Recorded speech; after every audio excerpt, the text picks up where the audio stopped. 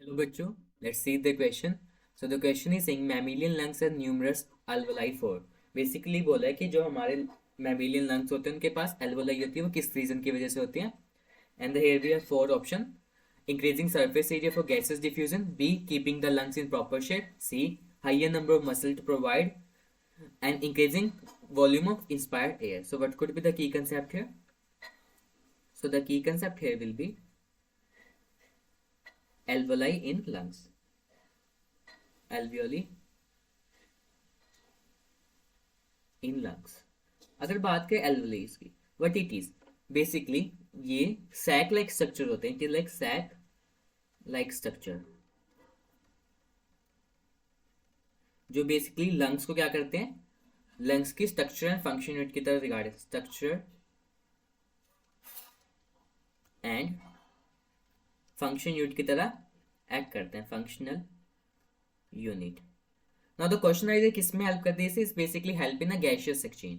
This is basically helps in gaseous exchange.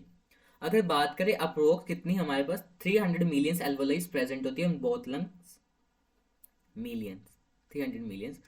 और कितना surface area provide करें? This is providing surface area approx कितने का, 100 metre square. Approx एक जितना बैडमिंटन या टेनिस लॉन होता है ना, उतने का. अब बात करते हैं एल्वोलाई. बेसिकली आई क्यों?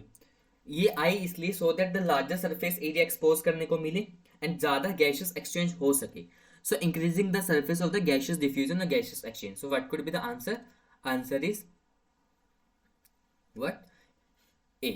Keeping the lungs in proper shape. This is not the answer.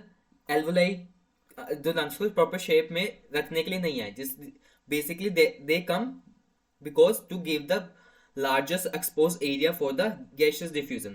Higher number of muscle to provide, no, this is not the answer. Increasing volume of inspired air. देखो volume increase होगी जरूर inspired air की, but expired air की भी बहुत होंगे. तो answer could be as answer is A. So answer क्या हो जाएगा? A. Hope you understood that. Best of luck.